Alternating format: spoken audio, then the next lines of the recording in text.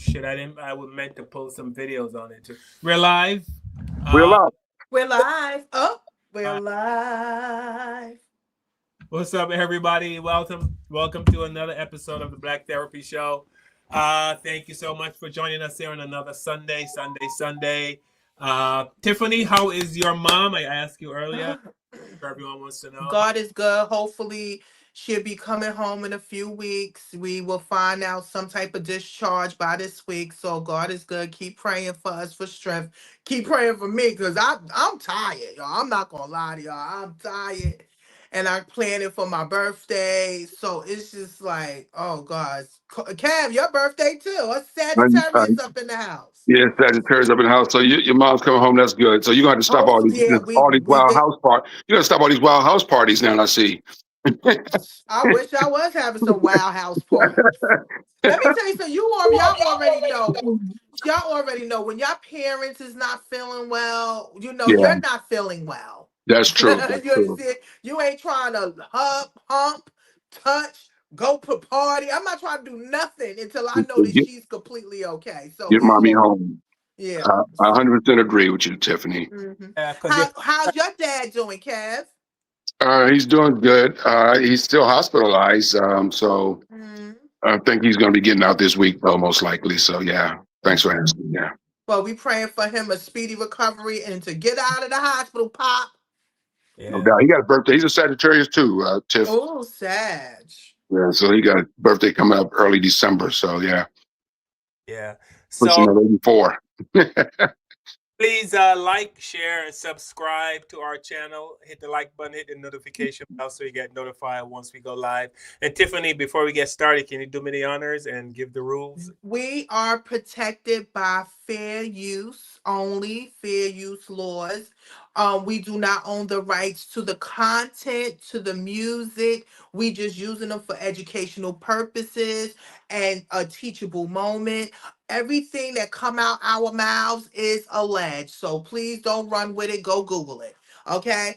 Again, thank you. Please make sure you like because we see that people have a problem with liking, pressing the button. You can press the button for everything else. Just press the like button to put us in the algorithm so we can be able to have these conversations. Please make sure you share and leave a comment and let us know how you feel. And shout out to all that's been leaving a comment and has been watching us. We really appreciate you all. All Shout right. out to the haters. Shout out to the haters. Uh-huh. All right. So today we're gonna talk about white Christianity and how they somehow seem to conflate white Christianity and racism. Like I don't know what kind of God they're praying to or what Bible they're reading out of, but as far as it seems to me is that white Christians seem to think that God is okay with the KKK. And we're also going to talk about the black pastor. I'm sure you've all seen the viral video where the pastor was asking for a donation of $2,000. The woman came up to the front of the altar. She had $1,235, and he said, "I told you $2,000," and it seems like he had a problem with that. So we're also going to talk about that. We're also going to talk about Keke Palmer, a very famous actress, black actress, who has a show on YouTube, Tiff, or is it Netflix? No, it's on YouTube. It's like a little YouTube series that she put together. YouTube series called Southern Fried Rice is about an Asian girl who grew up with a black family and goes to a HBCU. And a lot of black people are not having it because they're saying we can't invite everyone to the cookout. Keke Palmer could have done a show that was all inclusive of black people, and she chose to include Asians. Asians never include us in their stuff, but we're including them in our stuff. Basically, is what people are upset with. Well, before we came on today, we were discussing what the Trump administration are doing in the Caribbean. I'm from the Caribbean, so this is dear and near to my heart. But for those of you who don't know, Trinidad, which is an island in the Caribbean, and Venezuela are very close to each other. As a matter of fact, if you go to a high point in Trinidad, you can see the coast of Venezuela. So the two, you can travel by boat between Trinidad and Venezuela. So the I fishermen, never knew that. yeah. So for the fishermen from Trinidad. They fish the same water as the Venezuelans. So far, the Trump administration has killed 32 fishermen. 32. So that's 32 families that have been devastated. They're Carl, get claiming out of here. And Trump is running around here saying that he's killing drug dealers and this he's killing fishermen. fishermen. If think about this, Tiffany, if they had drugs, why would you blow up the entire boat and all the contents when you board that boat and seize the drugs as evidence? Right? Don't you supposed to take it as evidence before you persecute and kill? Yeah. That's I feel bad for the families.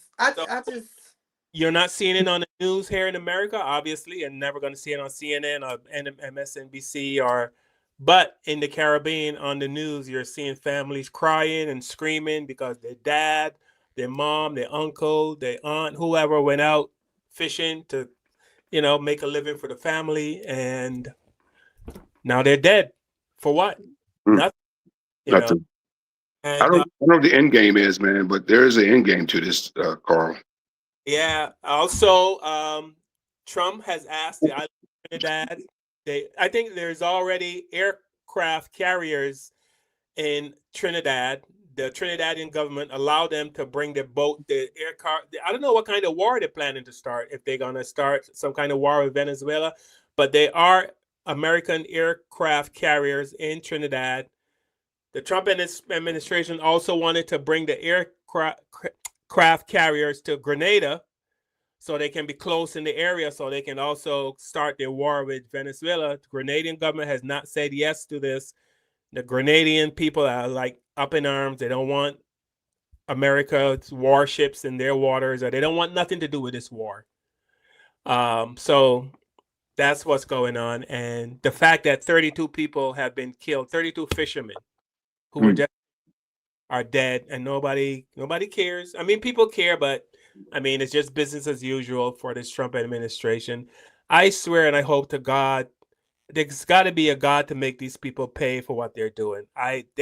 They have to suffer for what they're doing. I hope there's somebody watching, some higher power that's not happy with what these people are doing, and it's just sad, and I know I feel it because I've been to Trinidad several times. I have friends in Trinidad. I've been to Trinidad when I was a kid to play sports. I played cricket. We went to Trinidad on a tour and played cricket with Trinidadian friends here in America, and I have Trinidadian friends that I hang out with. So, but how do you just kill people just because you can? And that's basically what they're doing. They're just and not having no evidence no. of why they're killing them. And we need answers. I know the family need answers. I saw something on the what's this, the Times, the Sunday Times. Some parents of a fisherman killed in the strike. Like, they want to know. The family want to know what's going on and why are their family being murdered by going to get fish. If this is, I don't, it's like you said, it's more to what it is, Kev, like you said, and we pray that a higher power takes care of this, because this is ridiculous. I feel so bad for the family. You go out to get food, your family go out to get food, and now they coming back in body bags and boxes and stuff. I hate to break the news, but this is nothing new. This is what the United States of America has done for decades. We go into other people's territory, we bomb them, we take over, their land, we take over their oil or whatever, their minerals. There's something there that the United States want to get their hands on, and they're just using this as a way As to get an excuse. get it and get it. They just want to get it and whatever they want. We don't know what they want, but it's something that these people want, and they want to go in and get it, and they're just going to use it as an excuse to go in to do it. And like I said, I watched a video on TikTok. The guy made a lot of sense. He says, Trump is just trying to normalize this type of behavior. That way, he can drop bombs on his own citizens, mainly brown people, and say, "Hey, they were drug dealers. We blew up the car full of brothers in Chicago because they had drugs." That, You know what I'm saying? So it's all, I mean, it's all going to come full circle back to Black Americans, Black and Brown Americans. Unfortunately, you know, I mean, but they're probably something over there they want. You know, this country has been doing this since the '50s, right? Going over to other countries and taking their stuff from them. You know, that's why Haiti is in the position it's in right now because America and went other over countries and too. stole all their stuff. You know, so yeah, we've been colonizing and stealing from other countries for decades and decades. It's just it's what America do, man. It's what our government. It's a part of their That's DNA. why we're so hated around the world. That's why we have to take our shoes off and our belts off when we get on airplanes now because we done effed up so many people, you know, over the years. Everybody hates us, and now everybody, you know, it had nothing to do with us personally, but we're No, Americans, it don't so have nothing to do with us, but they need to check their people too. You understand? Because y'all allow foreigners to come in there and buy stuff instead of rent. You heard what Castro said. He said, never let nobody come in your country and buy stuff. Okay? He said, let them rent. Okay? Because they'll feel like once they buy it, they can take it over. You can't do that. You can't do this to these countries. And you're 100% right. It's we don't know what is the end game or what they want over there, but it's sad because people are losing their lives in the process, and he's over there in the White House tearing down half of the White House. You know, I heard it's the actually the female the wives the vice area. president, He yes, tore that down to build his 999 seat daggone ballroom, which he's gonna name probably after himself. We don't care about no goddamn ballroom. You got people out here hungry. You got the government shut down. People having nervous breakdowns about their food stamps. And it's about to be Thanksgiving. Yo, I'm telling you, this is real. This is some demon time. oh, SNAP, and food stamps, all that, all those programs are coming to an end in a few weeks. So yes, you're right. You know, all that stuff is done basically. It's over. If you have SNAP or food stamps or anything of that nature, it's going to get cut off. You know, and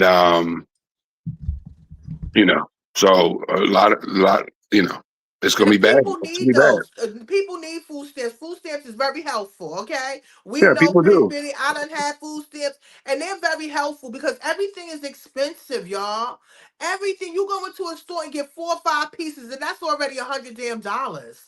You know, like everything is going up around us. But our pay is not going up around us. Our economy is going up around us. And we out here is struggling, robbing Peter to pay Paul. So I send prayers out to our people because regardless to what, we're gonna survive, but we're gonna struggle. We're gonna be struggling. I think they're going to realize how many white people are on welfare and who use SNAP and all the benefits. I mean, they're Oh, you just took the words right out of my mouth. Go ahead, Right, man. yes, white people get. But you want to hear something? Are they gonna cut the Jewish people, the Jewish women's food stamps? Is they food stamps getting cut too, or you're just cutting off black people food stamps and the what the rural areas of what are y'all cutting off the Jewish women food stamps too? They're cutting off everybody's food stamps. Here's the deal. Long as they cutting off everybody's and not being, oh, we're not gonna cut off theirs. Uh, because I think 64% of white people. I saw this stat on several things, and 64% of white people are on food stamps. It is like 32% black and 16% Latino. So white people are there are more white people, as Carl said, on welfare and SNAP. And these are people that voted for Trump in Oklahoma, Tennessee, Georgia, West Virginia, Ohio, you know, Kentucky, places like that, where white, poor white people or middle class white people that are Trump supporters are going to lose, that went and voted for this guy last November, is now going to lose their health insurance. Eventually, they're going to lose their SNAP and and and all that stuff. They lost all of that stuff just because they hate amigos that much. You know, we hate Latinos. Yo, Let's get rid of the Latinos. You know, but now you're getting rid of now you're losing your shit because you hated another person so much. You know, it's so stupid. did you hear about the young black sister that they trying to give her 10 years for using SNAP benefits to bake cookies to get cookie ingredients to sell? They trying to give her 10 years, and you got Brent Favre over there. the welfare queen over there robbing people, low income people in Mississippi, taking their money, and y'all about to lock this lady up for 10 years for buying ingredients for some cookies to sell? Y'all need to stop. Mm-mm-mm. Well, Yeah. and this, I mean, clearly you can see this administration is going after Black and brown people, Oh, right? amen. How many Black people are in the administration? All those tap dancers that were tap dancing for Trump, how many of those did he appoint to any position of, importance? None, not zero, none. Oh no, he wants his. Listen, he said make America great again. He wants everything to be white, everything. They are removing every black person they can and putting it back with white people. And you know what? This should be a wake up call for black people. It's been time for us to be supporting ourselves. And you right, Kev. I'm looking at the racial makeup of SNAP participants. Yes. Whites get approximately 46.1% of food stamps. Blacks get only 25%, 0.5. Yep. Hispanics is 20.6, Yeah. Asians is 2.7, and American Indian and Alaska natives is only 1.8. So they make up the whole majority of getting food stamps, not us. So he's cutting food stamps out of their mouth again. I hope he's not just doing blacks and minorities and keeping the food stamps for the whites, for the white Jewish people. Yeah. All right. So we're gonna kick the show off with one of our topics, which is white Christianity and racism. It even makes sense, It don't even make sense. It don't even make No, sense. it does make sense because you got to remember when we came here as enslaved people from Africa, the only thing they was able to give to us to control us was the Bible.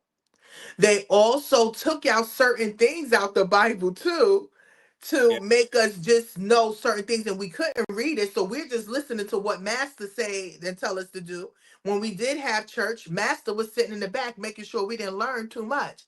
But what happened was Mr. What's the guy that him and the white guy John Brown, Nat Turner, he wound up seeing the reading the one with Moses, let my people go. Mm-hmm. And that's what started that big thing where they was trying to kill up everybody because they was like, listen, they've been feeding us the wrong thing. So the Bible has been the control of people for a long time, especially white people. And they really think it's okay doing what they're doing and following God, but they don't know it's not. Oh, Tiff, before we get off topic real quick, I have a question. And Yeah, I go. don't want to prolong the show or get off topic. How are you feeling about this election, this big election in New York City coming up? Just curious, because you live in New York City. That's why I'm asking. Tiff. Look, Carl, you see me over there trying to act like I didn't hear him. I'm No, like, I'm just listen, curious. I know you're the only person on the panel that lives actually in the city, and this is a big election. I mean, I'm gonna be honest with you. It's so mixed up. Like some people hated Adams. You know, people don't like Cuomo. People want Mandani. You know, it's like a mixture of like love and hate. You know, we don't need them. Get rid of him. But I'm gonna be honest with you. I don't even know who Mandani is. He just came out of nowhere. And right? then when I did hear him speak, he was quoting Martin Luther King was for, and I don't like when people start quoting Martin Luther King stuff. My thing is quote what you're gonna do for people, black people. What are you gonna do better? You understand? But you already know they cannot do that. They can't say, "Oh, we're just gonna do this for black people." You have to make this a universal thing. You understand what I'm saying? So, we already found out that Adams is endorsing Cuomo now. You Yeah, know, I saw so that. that's a big thing. What we'll see when the polls, come. I'm gonna be honest, we got Trump in there. Anything is possible to happen. Well, Yeah. I just thought JD Vance. I'm watching the screen here on my tablet. JD Vance makes racist remarks towards Madani about his anti-Muslim comments. So that's starting to happen a lot now. Yeah, they're going after the guy's religion now, and so they're getting desperate. I don't know much about him either. I don't live in New York City, but whoever the mayor of New York City is important to everybody because that's the biggest country in America. So New York City's success is everybody's success in a way. That's why. Right. So it's an important election for America, not just for the city. But yeah, they're starting to JD Vance and the right wing people are starting to go, make racist comments towards the guy. I don't think that's the way. I don't think it's the way to go. That's the way. I don't think that's the way to go. If you don't like his politics, go after his politics. I know, but go after his politics. Why are you going after the guy because he's a Muslim? No, I'm gonna tell you what I did like, right? When they did a whole talk with them and they was asking them, what are you going to do when you win the what you call it? Everybody was like, go to Israel, go to Israel. He said, I'm not going to Israel. I'm staying right here in America and help my people. And that's the only thing that he would get a vote for that one. Because he already know he can't take his ass to Israel. Because they already don't like you. You understand what I'm saying? They might hurt you or something like this. So that was the smartest thing he said. Stay up behind in New York and help New York. So he'll probably get a vote for that one. Because everybody else was like, I'm going to Israel. I'm going to Israel. I'm going to Israel. Yeah, but I think he meant that, though. He meant, I'm the mayor of New York. Why am I going to Israel? For what? I'm not the mayor of Israel. That's right. Right. Make a lot of sense. But it makes a whole lot of sense. But what I will is about Mamdani getting or whoever, whenever a minority gets a high position, they know that they're being watched.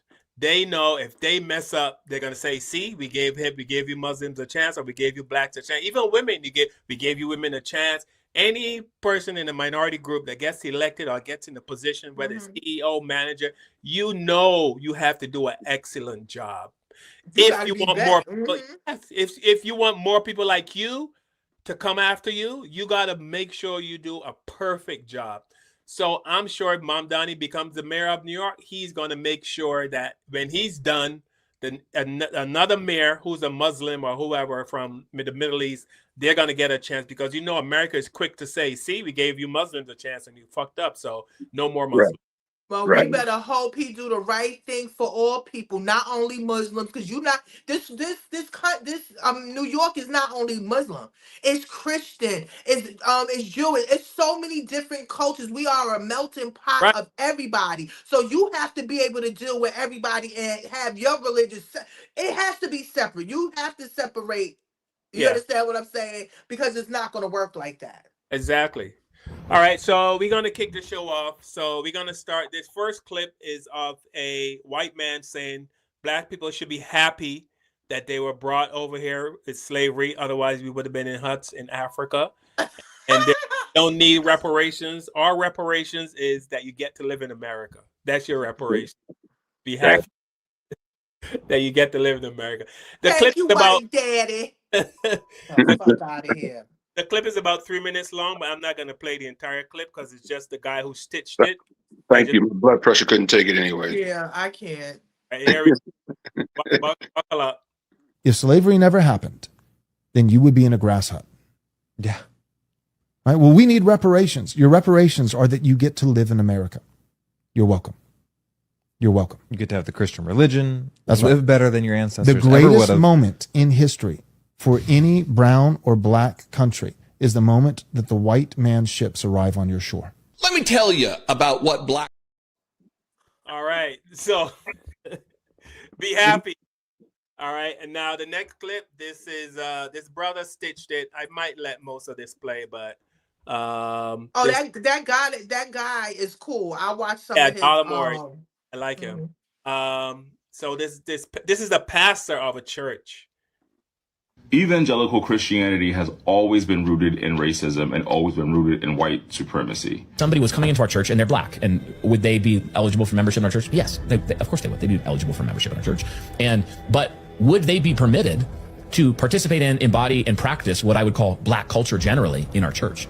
The answer is absolutely not. With all of the evangelicals using Charlie Kirk as a martyr. Call Charlie Kirk a modern American martyr for the faith. Is due to the white supremacist ideas that he upheld. Why?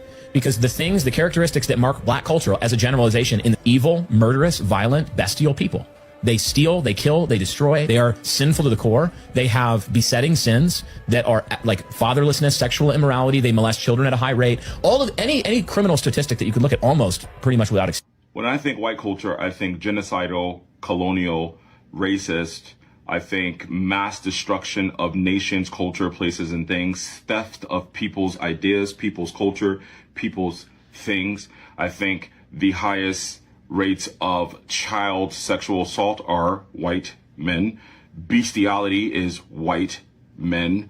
In family incest are white people. But the list can go on about how you're using statistics incorrectly and just lying and being very racist towards black people while welcoming black people into your white church for white people and want black people to be white. It is insane to me that you can be and say you are a Christian and a man of God and be a pastor. You're a pastor and you're coming online and you're spewing hatred, racism, and just straight up fallacies about black people, all while upholding mass shootings, violence, sexual assault, mass theft, destruction. The list goes on of what white culture has done to the world and what white people continuously do to the world. But you want to vilify black people on your platform because you are reaching out to the sentiments of white racist people on the right in this country. Because, like I said, white evangelical Christianity is a form of religious extremism. And that's what's at the forefront and the top of this country. America is a religious extremist country in which white people get to be extremist. And it's just okay. You get to come on and espouse this hate, this hateful message. I want to drive home, guys. This is a pastor.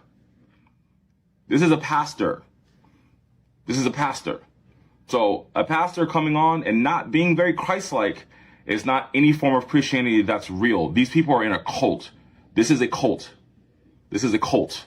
This is why the Proud Boys, the KKK, all these people come out of this version of Christianity because it's not Christianity.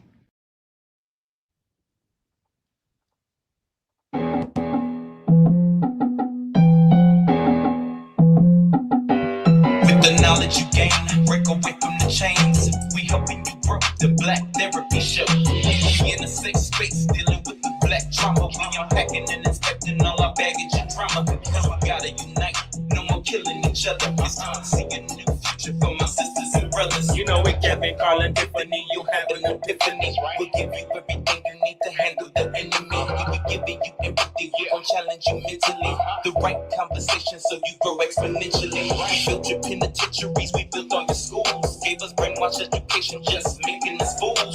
Hatred was what we got in exchange for love. No more manipulation from my God up above. No, it's Carl, Kevin, and Tiffany. Now welcome to the Black Therapy Show. Let's go. All Yeah, right. yeah.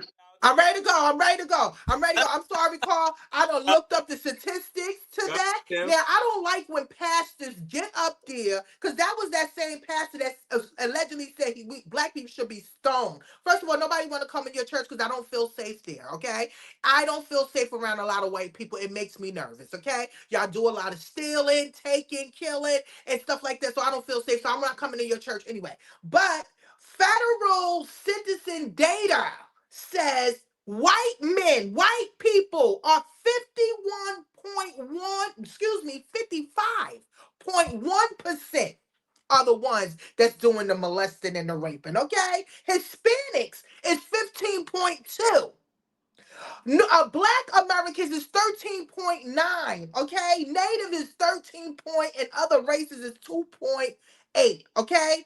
And that's just the sentences from perpetrators. We don't even want to get into the sexual violence statistics. White people are 57%. Now, this is all Google. Go Google and smoogle it, okay? Because I don't know where this white man is getting his information from. How dare you say we are the most violent people we are the most violent people? Y'all the one that started all this violence. Y'all came over, y'all took us from our land, and thank God we survived, because we are survivors, okay? We survived when we came over here because our own people sold us. We don't want to get into our own people selling us, but we survived. We are here. We was not raping. We wasn't killing and separating families. Y'all was. So how dare you try to cover up with your religion and say that we are the most violent people? Y'all disgusting. But my thing with him is he said that's black culture. He said that's black culture. Black culture is killing, stealing. That's not our culture. Our culture is survival. We've been trying to survive in this country for over 300 to 400 years after everything y'all done did to us. And if we learned if we doing all that stuff, we learned it from you. But Trump did say, remember when he went to DC, that the black people were born criminals. These people are born criminals. So So what are they? What are they? Yeah. They are our children. They need to be slapped. To be honest with you, they starting to get on my nerve. When you sit and you hear these what they call them, evangelicals, get up there and spew this hate. I mean, come on, are y'all serious? And if they check their DNA, they came from us. I just can't. I just can't. But go ahead, Carl. I'm sorry. I just had to get those statistics up. Because I hate when they go up there and say all these false things and they're not true. But the statistics is showing, especially when y'all getting locked up. And we can't even imagine how many of y'all out there doing it and haven't even been locked up yet. Raping and molesting your children. You sit over there talking about us and we causing violence. But not one time, you people, because I'm going to call you people, y'all not dealing with the violence of these young kids going into these schools having school shootings. Black people don't go in doing shootings at schools. We don't do those things. Y'all do those things. Y'all teach our children how to be killers. And when they kill y'all, oh my God, it's the black people. It's funny. Yeah. Go ahead, Kev. No, I was saying it's funny you say that, Tiff. There's a story that's trending right now. TMZ broke it for some reason that this kid. You heard about this, Carl? You live in Connecticut. Some kid killed his mom in Connecticut today. Did you see that? Oh, today? Yeah, I think it was today. I saw it online. I'm online while we're doing the show, looking at news articles and stuff. But yeah, TMZ broke a story. Some kid killed his mother. He's been arrested. But yeah, I'm just piggybacking off what you said, Tiff. I just saw that about 10 minutes before we started the show. I saw that this kid killed his mother in Connecticut, Carl. I don't know what part of Connecticut, but in Connecticut. Yeah. So yeah, you're right. We don't do the stuff that they do, man. The molesting. They lead all statistics in murders, rapes, molestation, everything. I mean, they are the leaders in all of these bad things. Drugs, drinking. Everything, So I don't know how they try to put that on Black America. I think before the show tonight, Patricia and I was watching a couple of Dateline NBCs today, and it was same thing, man. These people killed this man, these white people killed this lawyer, and then another wife killed her husband for his killed him insurance money. Yeah. So, we see this every day, man, and then they just act like we're so bad, but they're just looking in the mirror at themselves and they want to blame us. I was telling somebody, I was debating with last week. I said, you blame Black people for gang violence? I said, gang violence started back in the 20s and 30s with the Italian mafia, and Jewish men, and Bugsy Siegel was Jewish. He's the guy that invented Las Vegas. Ku Klux Klan is the gang. The sheriff and them overseers are the gangs. Exactly. They started all of that. Why do you think we had to put together something so we can have protection to protect our community? But as soon as you saw that, you was like, oh no. We gotta cut them down. And that was the Black Panther. That was the Garveyites. You understand? That was the Nation of Islam. When they started standing up and fighting for their own self and for their people, oh, these are gangs. These are horrible people. No, we had to form that because we was being brutalized. Well, they have to create this narrative in their head that we are evil so they can, brutalize. They can, that's why, Trump is doing all this stuff. He's going to all these black cities and, sending in the police because he wants us to come out and react and act violent so he can have a reason to take us down. You ain't lying.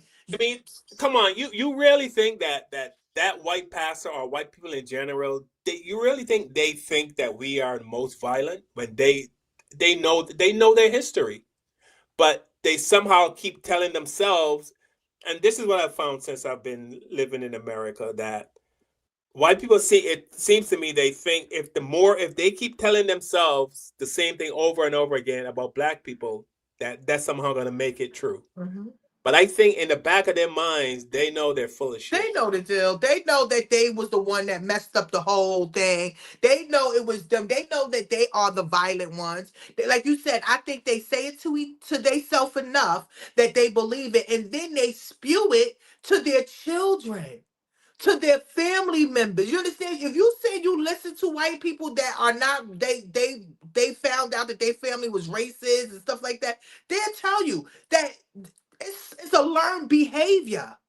They learned this in their home. And you want to hear something? We're not hateful like that. Do you think we sit in our home and sit there and talk about white people like that? No, we're trying to survive in this white world. That's what we're telling our children, is to survive. We don't pure no hatred and all of that. I ain't never heard my mother say hate black white people. Not one time I ever heard my mother say that. I have said this many times on the show. I have never been a part of a conversation with black people, and I've had hundreds, probably maybe thousands of conversations with black people about race. And not one time have we ever advocated violence against white people. Not one time have Not we one time. ever, we hate them, or let's go get them, or let's go hurt them, or no. It basically comes out to every time, what the hell did we do to these people? That's all. That's the only. Paul Mooney already told you, man. Getting away was part of the plan. Getting away was part of the plan. That's what we did. We got away. We learned to read. We learned to provide. We learned to make money. That's right. We They couldn't learned, control us anymore. we learned to be great in things we're not even supposed to be part of. We learned to fly airplanes. We learned to be lawyers and doctors. We invented stuff that they use every day. We are Like, super black power. yeah, all the stuff that we've invented, so much stuff that this country benefits from, and they hate it. And that guy that pastor needs a history lesson for real. He should come He on the need a show. black history lesson Yeah. too, and he needs to go to Henry Louis Gates. He has a documentary, and this is for everybody. And he talks about black churches and how it started, how it began from slavery to where we at today, and how how our slave masters dealt with us with Christianity and how they controlled us. It's a big thing, and I don't think they do the history because they're so used to being closed-minded. They're just like the Trump supporters. Remember the Trump supporters we had up on there? They only saw this. They didn't see nothing wider. They didn't see nothing a little bit. They just see this is what we see, and that's all we see. So listen, we can't change everybody. It doesn't help when you got black people like this out there making videos. All right, so every time I come to an area that's nice, the thing that they have in common is that there are like no black people around, and I am dead serious about that. And I know that people are not going to like me. You're going to be talking crap about it, whatever. This is the reality of the situation. I'm in Boston for work right now. I'm at the waterfront or seaport or whatever it is. And I was just walking around. It's nice. It obviously looks expensive. There's nice restaurants. Everybody's just chilling, like families. Just everybody is acting normal. And I'm just like, oh my God, there are like no black people here. And when I mean no black people, I mean none. All right. Like I'm the only one that I've seen that's not like some kind of employee, right? And then there are the people that are here from out of town for the conference that I'm here for. And it really does remind me, like it makes me think of, well, why is Miami Beach so chill? Why is Miami Beach so quiet? Again, there are no black people. And I'm not saying, but I'm just saying this is something that I have observed in the places where people are calm, people are chill. There's just a sense of community. Everybody's just vibing. It's really, really cool.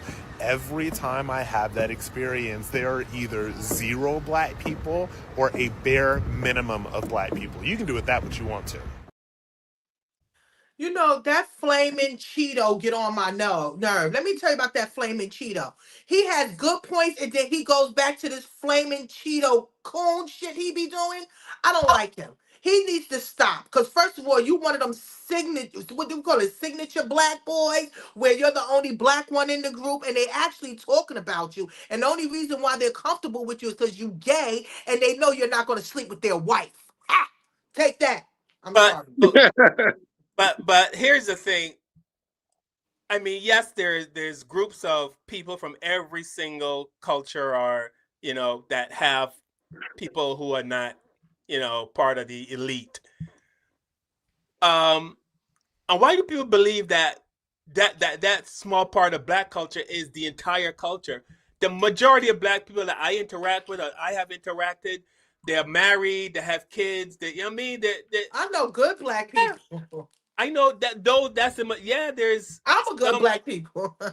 So why do people like him? He knows better. You can't tell me him as a Black person grew up in a Black family and have not seen, Black people who are married, who have regular jobs, who just go about the business, who can sit quietly and listen to jazz music.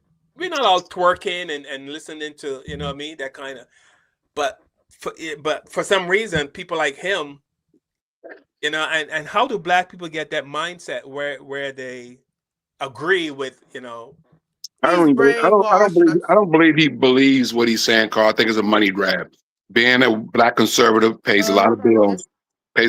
Candace Owens, Diamond and Silk, all of those people made a lot of money being Black conservatives. It's a hustle. Like being a preacher sometimes can be a hustle. You can actually. I'm not jumping on all preachers because we're gonna get to that later. But I know there's good preachers out there. But a lot of these guys are pimps in the pulpits, right? As they say. So, but no, I mean, I don't believe he actually believes what he says, and if he does, he'll get a rude awakening one of these days. Look, here's the deal: Charlie Kirk will still be alive if he spoke at Howard University. Absolutely. You know what I'm saying? As an actor. Yeah. So that dude can talk all the smack he want about how violent Black people is. Charlie Kirk would be still alive if he spoke at Howard University. Yes. So that proves my point right there. Again, we don't condone violence. How he got shot, it was horrible. But everything that he said, it just came back to him in the way. He talked about Martin Luther King. He got shot in the neck. He talked about single fathers that is destroying single mothers having no fathers in the house is destroying the Black home. Now your wife have no children, no father in the home. Like, I mean, you talked about gun violence. Your last word was gun violence. So my thing is, if this is not a wake-up call to be careful what you put out there in the universe, I don't know what it is. I really don't.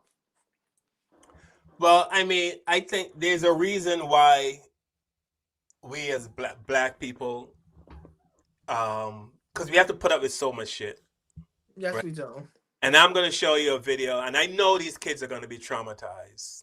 These are some Black kids who were just trying to go into a supermarket to buy some snacks. And the supermarket, and one of the security guards was Black. We're stopping the kids because, of course, they assume group of Black kids, they're going to steal. And luckily, this Black woman showed up, and she took over. So here. But I'm sure these kids, they're going to grow up thinking that they're less than. Not going to have power about themselves. Yeah, I do. I would love to speak to her because this is some bullshit. And I know our kids still feel jacked up. I want to go talk to them down here. Hold on. Black people at the door stopping Black children. You too? Hello, sir. What are you standing at the door for? To stop the Black children from going into the store? You think white people do that to white men? I want to know, do you think that white people do that to white children? They don't. Always these coons, man. Always. Y'all want something from the store? How y'all feel about not being able to go into the store? I'm sorry. I was just defending y'all. I'm pissed off that they got Black people at the door stopping Black kids from going in the door. Do you think they got white men at the door stopping white children? No. But they always got these house Negroes doing that to our children. Do y'all want anything from the store? Yes. Let's go.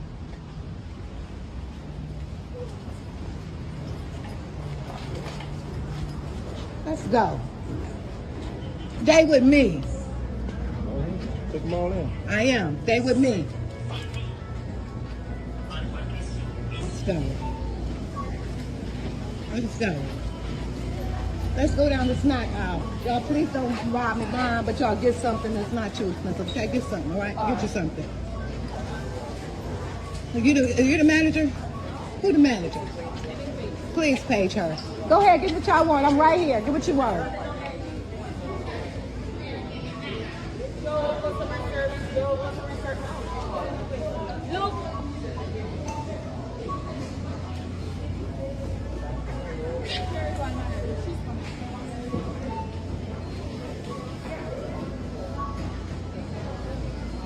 How you doing, baby?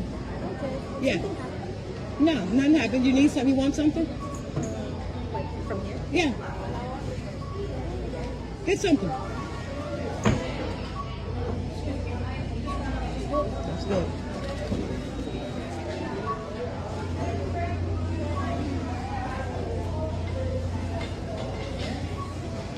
I'm getting them something from the stove.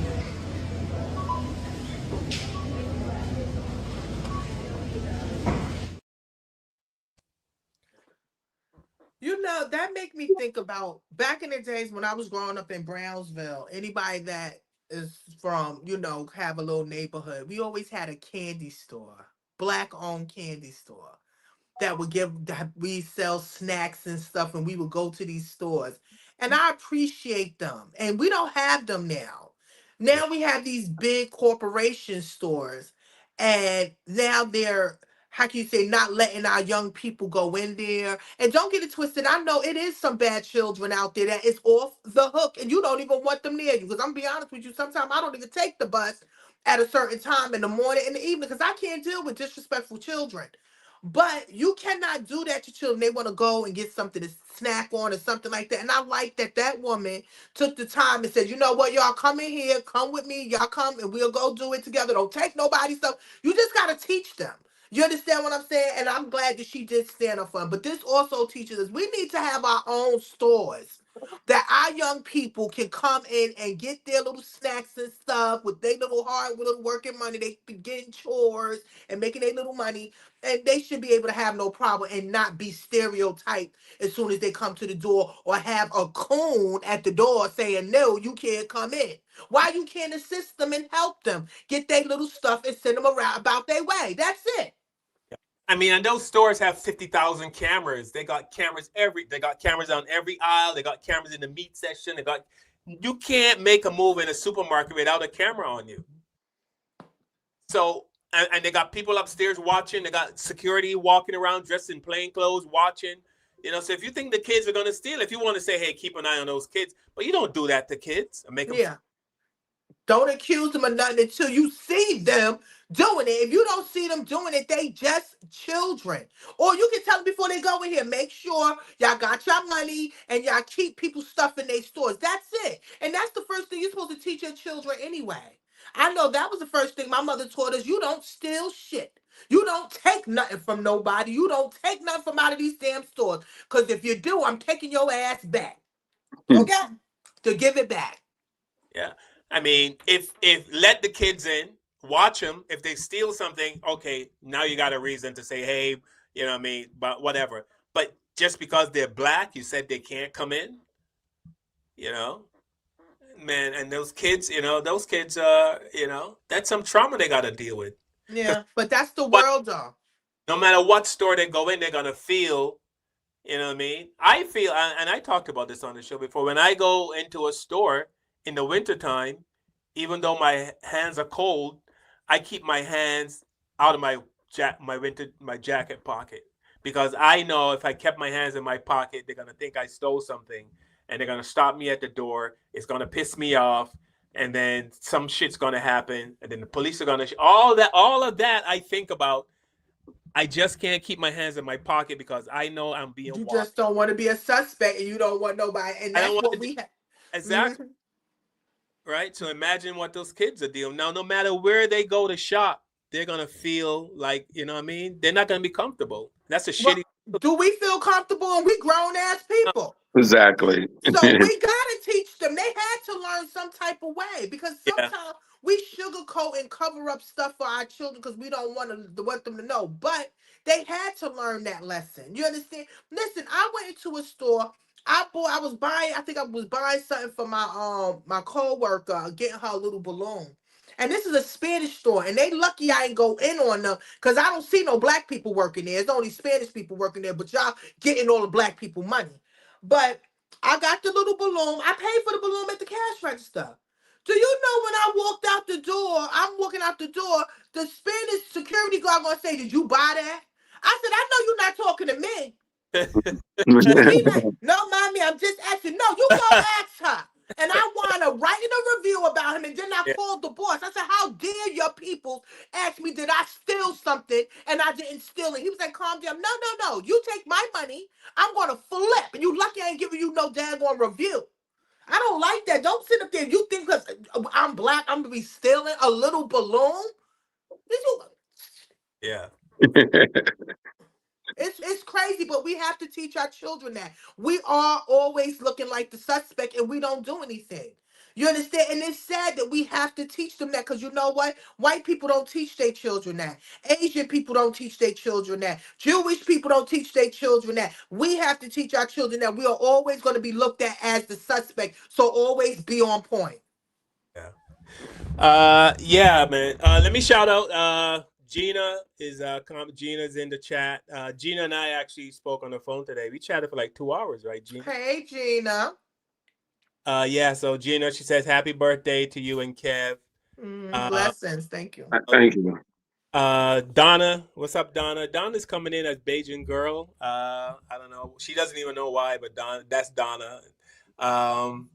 Nicole Coates is in the chat also. What's up, Nicole? Hey, sister. Highly Favored is also in the chat. Scooby Doo is back. What up, Scooby? Scooby Doo.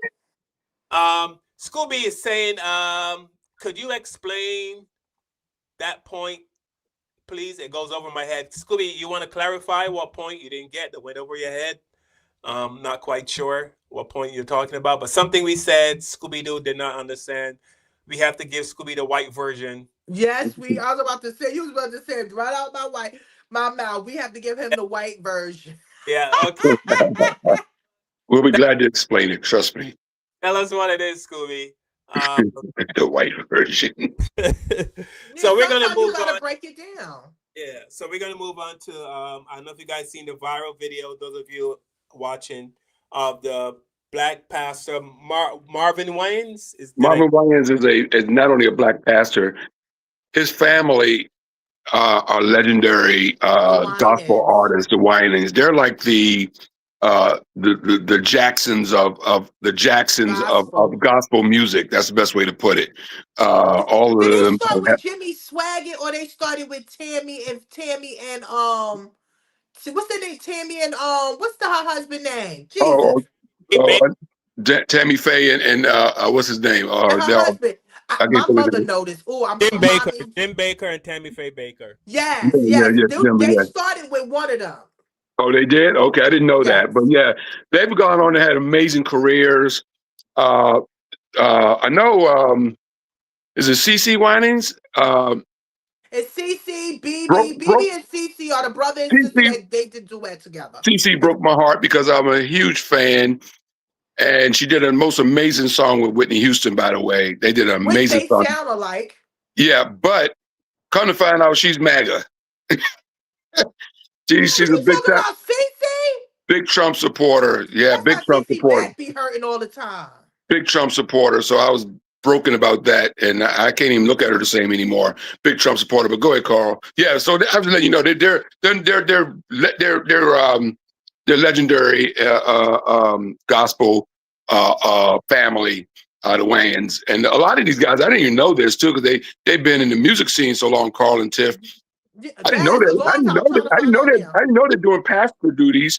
You know, I just thought they were just singers who, you know, they made a lot of money singing. You know, all of them probably millionaires just from singing over the years. But I didn't know that they were pastors. You know, like the same thing. We had the same conversation 2 months ago with the other black guy that was what's his name? Never should have made it. What's his name? When he was begging for money. Marvin Sapp. Marvin Sapp was in the same boat 2 months ago, and he has a church. So all of these guys that we see are singing, I'm thinking they're just singers. These guys are pastors. They got churches out here, man, that they're pastoring churches. But yeah, Marvin Sapp got in some hot water what, 2.5 months ago for the same thing that we're about to discuss with Marvin Wayans. I'm very disappointed about this, by the way, but I'm not surprised. I'm gonna get in his ass. Let's do this. The guy that said lock the door. That was the guy that said lock the doors. Yeah, that was Marvin Sapp. Again, That was are y'all Marvin Sapp. surprised? That was Marvin Sapp who said lock the doors. We're taking his money, and then now we got this dude. I saw the clip, man. I was just blown away. Two things blew me away. I'm sure you're gonna show the tail. First of all, who the hell giving the pastor $1,200? And that's the hell I wonder. Who the hell has $1,200 to give to a pastor? Please call me up. I want to know who has $1,200 laying around and going, I'm giving this to the pastor today. And second, the fact that wasn't even enough for him. He's like, oh, that's not what I asked for. I asked for $2,000. But the way they frame it, Kev, the way they frame it, I'm sure you're sowing a seed. So if you want God to bless you and you want God to do what you want your prayers to come true, you have to sow a seed. You sow a seed of $1,000. God would he would do what you want for that $1,000. If you sow a seed of $500. I've been a victim of this, Carl. I remember watching this TV preacher way back in the day, man. He's come on at like midnight, 1 in the morning. I'm a comedian. I was getting home late, can't sleep, cut my TV on. And they had this white pastor, man. He's a white pastor. The dude had so much charisma. I was watching this dude every weekend for months, man. I'm gonna Google him in a minute and tell you who it is. I can't think of his name right now, but he actually got busted. And I don't think he went to jail, but I think his regime of ripping people off is over because he was what's his pastor name? I'll Google it while he's showing the clips and stuff, man. But yeah, I'll tell you who this guy is, man. I used to watch this guy, and I just thought he was the coolest guy in the world, man. And he's like, send the money, and God's gonna do this to you. I'm like, man, see what I got here for this cat, man. I'll put that money in an envelope and send it to him. I'm gonna Google this dude, man. I can't think of his name right now. I was so pissed off to find out that this dude was a fraud too, because he had me good. He had me going, man. I was a big fan of him, man. And I'm gonna Google it. The problem with Googling TV preachers to rip people off is thousands will pop up. I had to call the Bible banger who's married to Jesus, my mother. So I had to call her to find out, hold on, who did the wine and start with. She said they started out, the first time she saw them was with Tammy Baker and Jim Baker. Okay. They television ministry. And that's where the first time I ever saw them at. And it was the whole wine and family singing. Okay. Kevin, Scooby D2 said he doesn't understand what you mean by if Charlie Kirk was at a black, with an HBCU, he wouldn't have been shot. I'll be glad to explain it to you, my friend. What I'm saying is people like Charlie Kirk, who made a very good living traveling the country, telling people that black people are the most violent people in our society, he would have been safe sitting in front of 5,000 black students having a positive conversation with them about how to be better, how we can all get along and make this a better place to live for everyone. He would have been embraced by black people. Nobody would have took a gun and shot him in his freaking neck. We don't do that. We don't kill That's white what people. I'm saying. He would be, if he was speaking at Howard University for 500 black students on the day that he was killed in Utah, when he was surrounded by 5,000 white people and killed by a white man, he would be still alive because no black person would have shot him, for starters. No black people in that crowd would have had any animosity to shoot him. They'd have listened to him. Even if they disagree with him, they'd have listened to him and went on about their business. That's what I'm saying. This guy was so hostile towards spreading lies about our community when he actually would have been safer in our community instead of the community that he felt so safe in. Do you understand that? Let me know. Basically, what Kevin is saying, black people are nowhere near as violent as white people. Thank you, Carl. I don't even want to be that blunt, but yeah, you got it, bro. In a nutshell. I mean, history is right there for you in the history. History tells you right there. All right, so here's Pastor Marvin Wayans at church asking for $2,000 the parishioner said I only got $1,235. That ain't enough. I, Roberta McCoy, given faith and stand in unity with the vision of perfecting church of sowing this seed of $1,000 plus $235 and receiving the blessings to come to all that participated. Now that's only $1,200. Yes. Y'all not listening to what I'm saying. If you have 1,000 plus 1,000. Okay. Well, I'm gonna work on the other 800. Well, that ain't what I asked you to do. Now listen to me. If you're giving the 1 plus 1, if you're giving 1 plus something else, we're going to come back and get that. I just want the 1 plus 1 to come. If you're on the finance department and you're prepared, come now and let's give God praise as they come. I give in faith and stand in unity with the vision of perfecting church of sowing this seed of $1,625 plus $375. I, Pastor Marvin Winans. So fun fact, Pastor Winans used to be my pastor, but he's not my pastor anymore. He still is my mother's pastor, though, and I've been trying to release her from the shackles of that church. That church has been being built, and we've been told about that church since I was 4 years old. I used to go to another mega church that's in Detroit called Straight Gate. We went there for a while. Then when I was 4, my mother went to a church called Via Dolorosa. After that, we started going to Perfecting and Via Dolorosa hand in hand because my mother worked Sundays. We only started going to Perfecting if it was a Sunday she had to work and we would miss church at Via Dolorosa. But from the very beginning, me and my siblings were trying to tell my mom, like, Ma, he not using y'all money for that church. She used to tell us, leave her alone, all that. For the last 10 years, that church has been sitting on Woodward and being an eyesore. It still has the same things in it from 10 years ago. All I can say is he added windows. Okay? All he's added is windows. But I'm glad that this video is going viral and him saying what he said to the lady. Because now, I'm starting to slowly release my mom from the shackles of that church.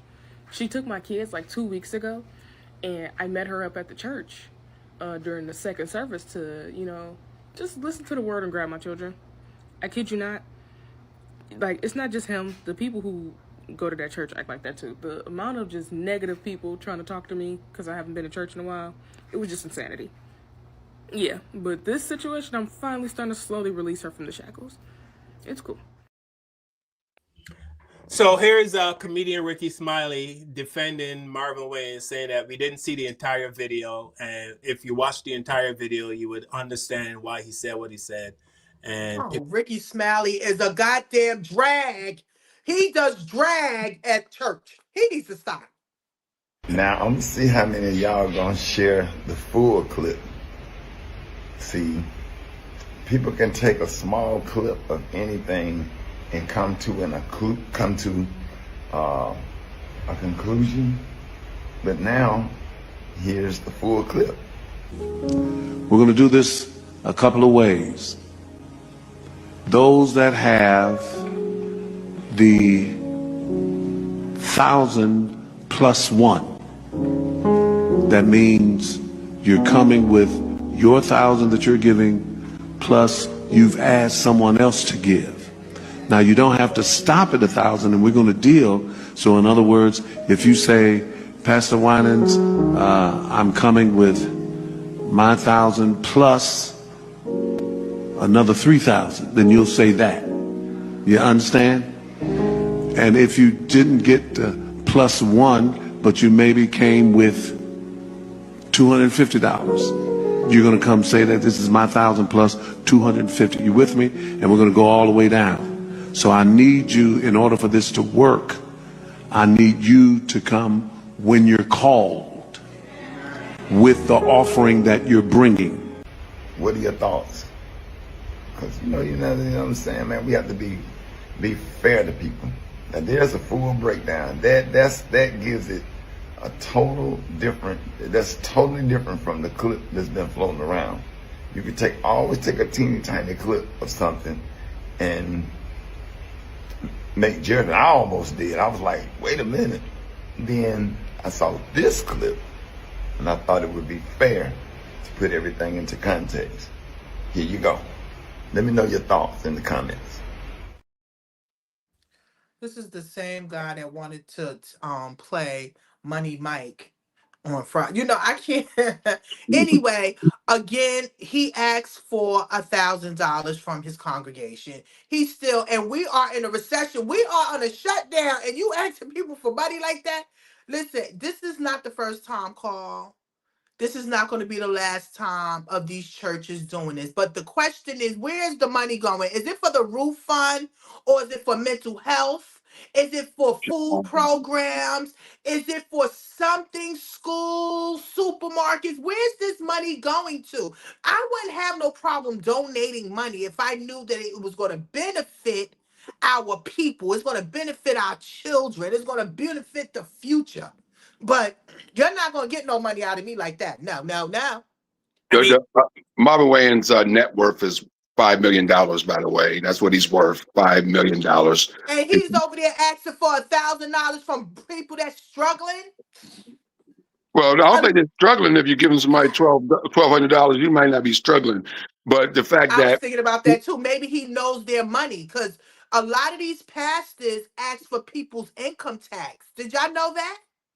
no, I didn't know that. Yes, they do. They ask to look at their income tax form. I can tell you that when my family was affiliated with Pilgrim Baptist Church, okay, every year they sent them a write out, a progress report of how much money they done put inside the church, okay.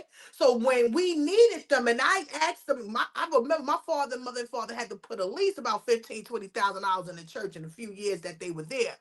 But when my mother and father got sick, and my mother and father said, you go to the church, they will help you. The pastor said he couldn't do nothing for me. So that's why they would never get no money from me. Because if it's not going to people that really need it, and it's just going to whatever fund you trying to make, I'm not giving you my money. I'm not surprised at this. They've been doing this for a very long time, especially these mega churches. The guy that ripped me off that I used to watch, I Googled him, is Pastor Robert Tilton. That dude, man, that cat used to be on my television at 1 o'clock in the morning. I swear to God, man. And I used to sit there and watch him, and I believed everything that came out of his pie hole. And I sent my money to this dude, man. But it was years later, I was dating this girl, man, and she told me, because we used to go to church together, and she was telling me, about Robert Tilton. I used to follow him and send money. I go, so did I. And then she told, wait a minute, do you know about the thing? I didn't know he got busted for all this. They say his ministry is bringing in $80 million a year. He had a church in Dallas, Texas. It was bringing in Robert Tilton, bringing in $80 million a year. That's how much money this cat was making from people sending him money, watching his TV infomercials, at 1 o'clock in the We're in morning. the wrong business. Yes, we are.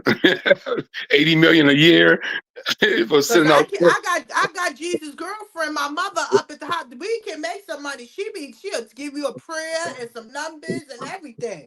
He sent me a prayer cloth. He sent me a prayer cloth that he personally, you got a prayer cloth. He personally prayed over it. He told me, I'm gonna send you this prayer cloth and personally pray over it and send you this prayer cloth. You just send me what you got. I was like, I got about $100 here, Robert Tilton. Oh man, that dude got me good, man. But yeah, and it's it's a shame, man, because there are good pastors out here. There are good pastors out here that are doing the work, man, but they're not speaking out against all these guys that are doing the dirty work. If they don't speak out, if they don't come forward and say, hey, I'm putting in good work for God and for people, and these guys, the Robert Tiltons and Benny Hinn's of the world, all these guys making all this money, man. These, what's this guy? The other guy that's living like freaking Jay-Z right now. He's making so much money, man. These guys are loaded, But they're not giving back to the community, Kev. What are they doing for the community? I don't see no community centers. I don't see no mental health facilities. I don't see none of that. That's why they can never ever get my money. And let me tell you something. I told you some years ago, I had went to Hezekiah Walker Church. And I love Hezekiah Walker because he's a singing church. I love some songs, okay? But I saw him accumulate almost $50,000 in about 15-25 minutes from his congregation. And most of his money was coming from them elders and them seniors. And I'm like, wait a minute. And y'all still on this one corner? No. So again, when the church started taking faith-based money from the government, they changed up. The church was a pillar for us. We needed the church. The church helped us. The church helped us so much, especially mentally and spiritually. And we had a connection. We had a family. Now, once they started selling their soul to the devil and letting anybody and their mama be pastors and preachers, these freaks, okay? Because half of them is freaks, okay? All of this stuff going on, no, I'm not supporting people that's not for the people. And this is why the church is failing in a lot of ways, just because of stuff like that. And I like the Winans. I really like them. I grew up listening to their music and stuff, but I don't have no time for you to be asking for money, thousands of dollars, and no, you're doing too much. Not with all of them. Not when all of them are most likely millionaires, and they should be at this point. They've been singing since the '80s, making hit records. So yeah, most of these guys, like I said, are millionaires. These Winans, Cece and her brother, they got all sorts of stuff going on. They still touring, making money, podcasts, They are. all sorts of stuff. So yeah, these guys they out here making that money. I ain't mad at nobody making money at all. I'm just saying you gotta get back to your community and don't take from broke people. Don't be taking money from broke people that's out here struggling, to pay your car note, Pastor. Any pastors watching the show, call in. Yeah, because we want to know. Question: Somebody's asking how Waylon B, is that how you pronounce that? Waylon B from YouTube 999-8999.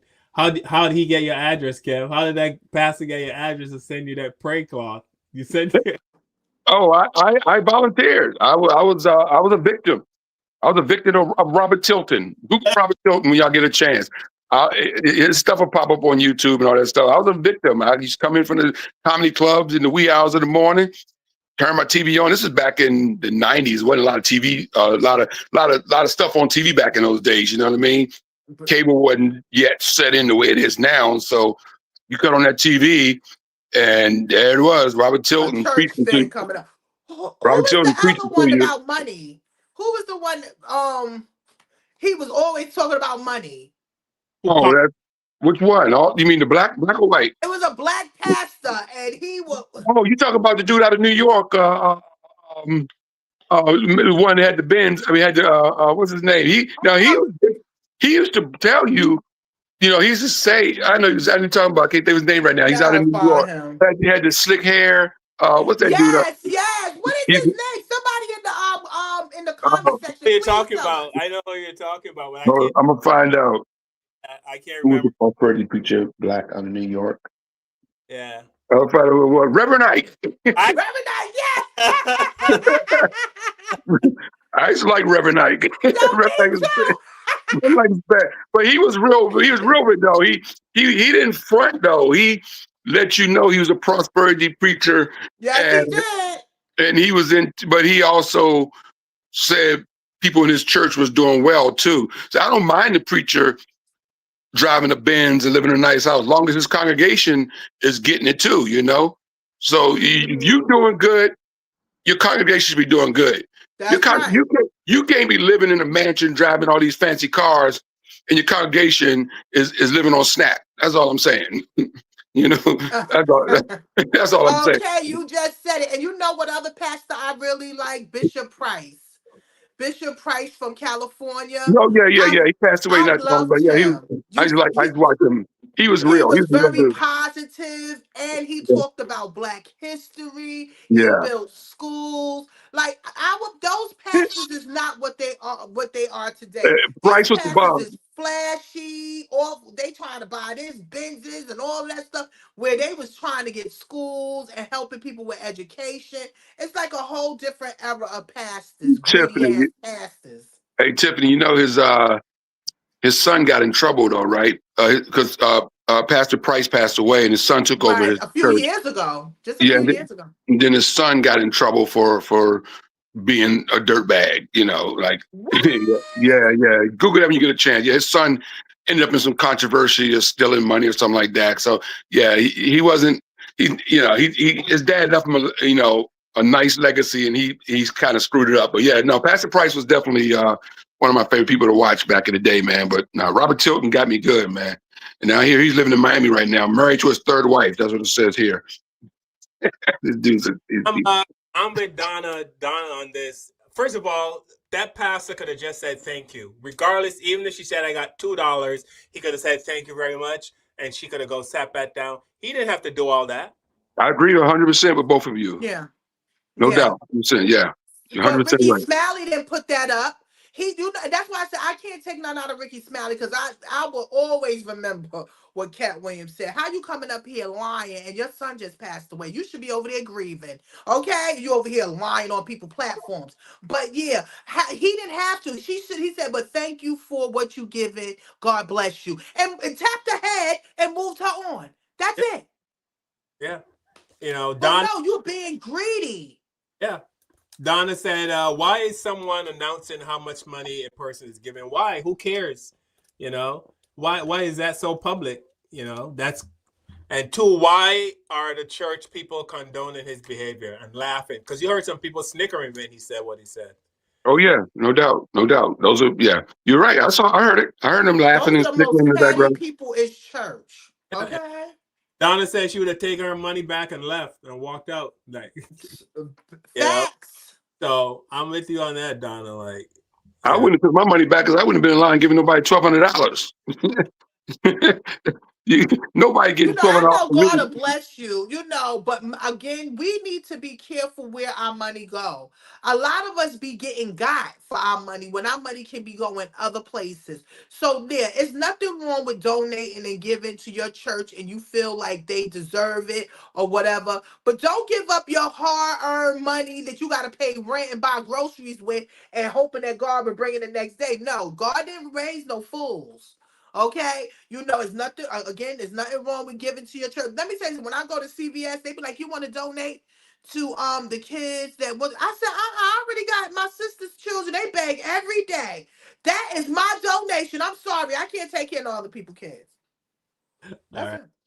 All right, so we're going to move on to our next topic, which is, if you haven't heard, actress Keke Palmer has a new reality show on Netflix. It's a Netflix series. It's called Southern Fried Rice.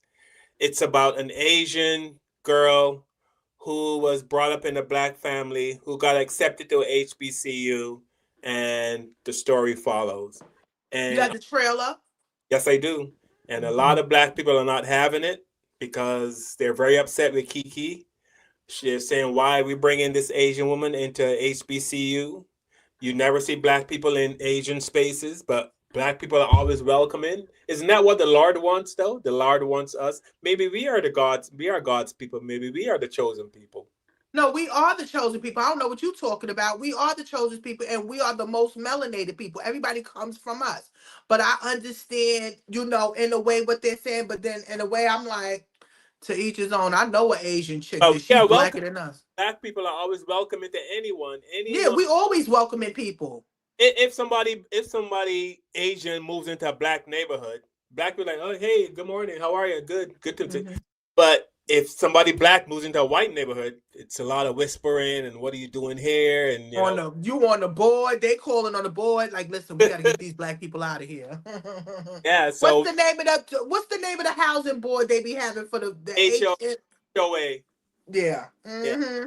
But we are just so welcoming to every group. We just let them right on in, and then they kill us. Did you see that when that when that white boy was Dylan Roof went to the church? We welcomed him in, ate with him, and everything, and then he killed them. Yes. Like, we gotta stop being so welcoming. Yeah. So a lot of black people are upset with Keke, and so here's a trailer, and then here's some black people's thoughts on Keke. All right, say cheese. Cheese. Okay. I know I got some explaining to do. I got it. Let's start with the elephant in the room. Yes, I'm Asian. Yes, my family's black. And yes, I've always been hard to miss. This is Coco. College is what you make it. Once you immerse yourself in the opportunities here, I'm sure that you will find W has so much to offer. I mean, to hoe or not to hell. Don't forget who you are. Coco, that girl, Jackson. For a lot of people, this is hard to understand, but Black culture is the only culture I know. Okay. Tiger, tiger. Pride, pride. W, you know. For every person that prejudges you, there are dozens of people that can't wait to get to know you. Yeah. That's why I chose Rat University. So I could be with people who get me. So that I could figure out who I am beyond the comfort of what's familiar.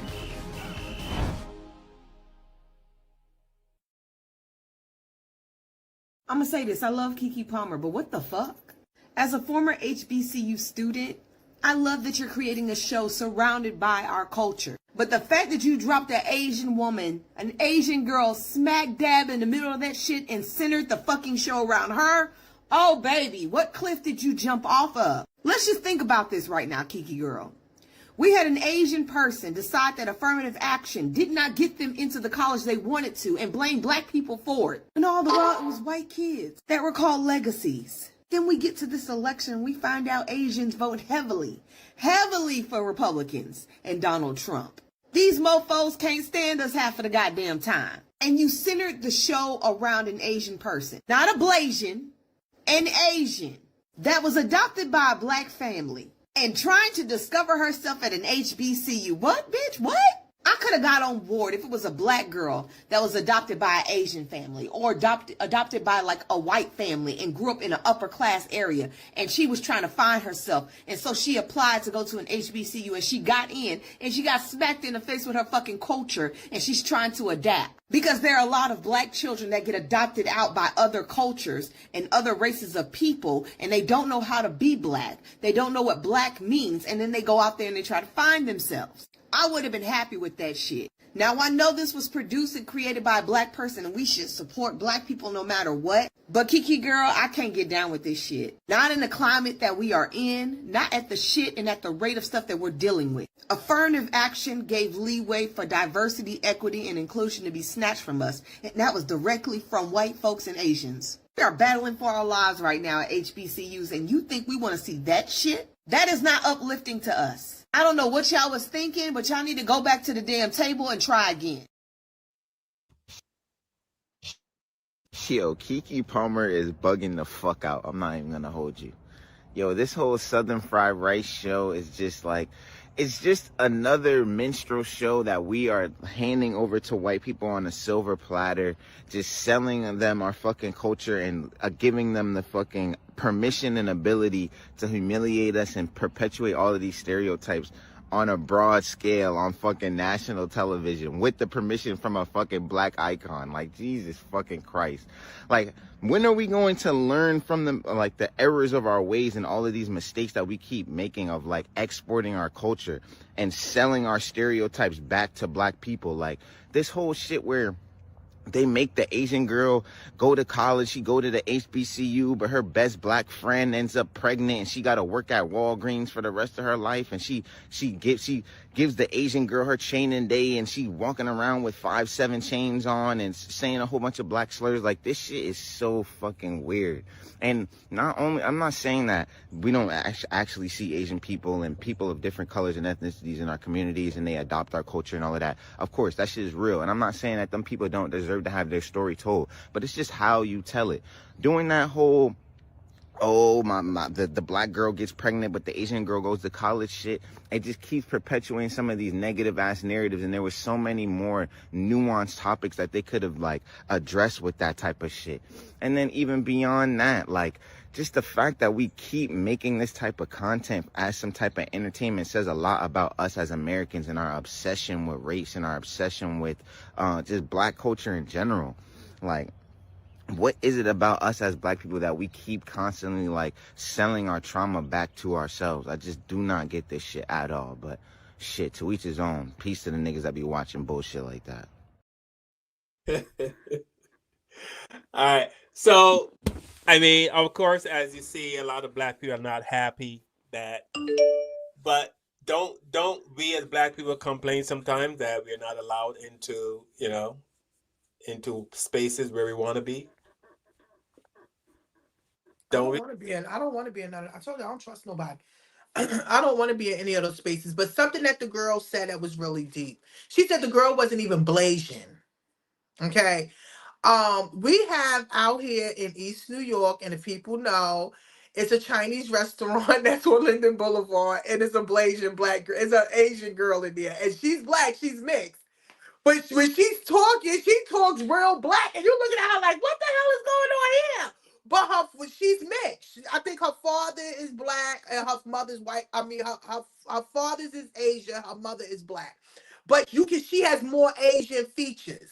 And she be in there talking, so it's not like it's not there, but she's mixed. So I get it. But for Kiki Palmer to do that where I think the girl is adopted, so she's adopted into the culture or whatever the case may be, and then her best friend can't get in because she's pregnant, but she's trying to get in.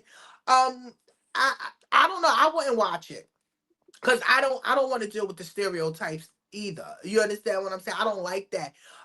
Kiki is a different person. I don't think people get it. Kiki is a great entertainer. But after hearing Kiki mother go in on her baby father, it made me look so differently at them. Okay. Um, is it gonna go? Is it gonna take it places? Maybe it will. But I know I'm not watching. We're not saying it doesn't happen because you have people that try to take our culture all the time or try to copy us, be like us, and all of that. You know, I used to get mad when the Asian girl was on Soul Train. Really?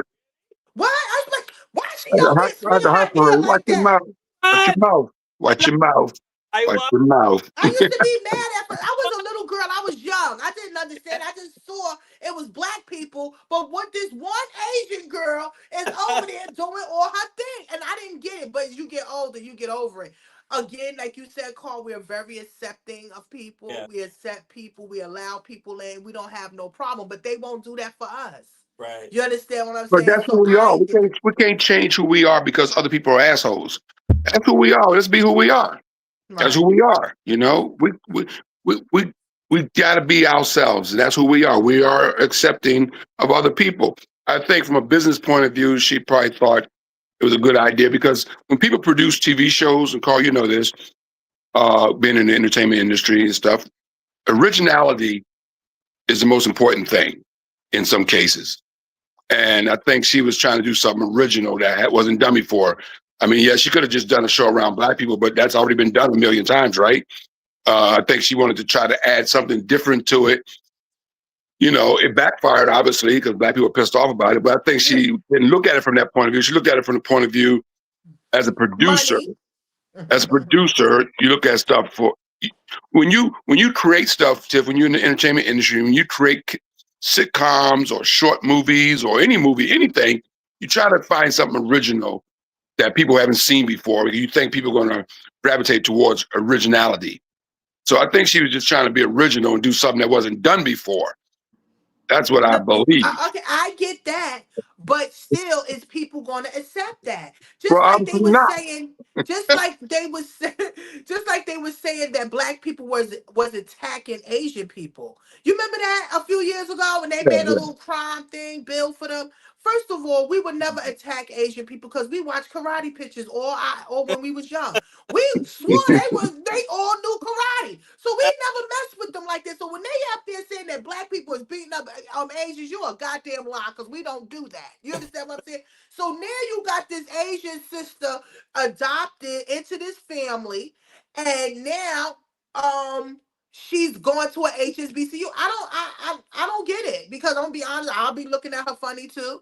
Like, how you get up in here, girl? What you done did? You understand what I'm saying? But I would have rather her deal with mixed people. You understand what I'm saying? Because you have a lot of people out there that are mixed and they are dealing with, they don't know if they black or white or black or Asian. You understand? They have all these different things that they go through. Now, if she would have dealt with that, maybe it will be so much better because we have so many mixed young people that are going through that are going through the struggle of trying to figure out who they are. You just put this pure Asian girl in a situation. She's not Blasian, she's not mixed, she's not none of that. So again, I wish that she would have did it another way where it would talk about topics that we really need, and that's our mixed people that are mixed and they trying to find their way in this world. But no, she went and found her an Asian and put her out there. I want a white child. Since I'm thinking about this as you speak, you probably know the number one consumer of Chinese food restaurants are probably black people. I believe it. I wouldn't be surprised. I don't eat I don't their think food no nobody eats more. at Chinese food restaurants more than black people. Yeah. Yeah, I they just make put a that out lot of money off of us, but do you see Chinese people coming in our stores?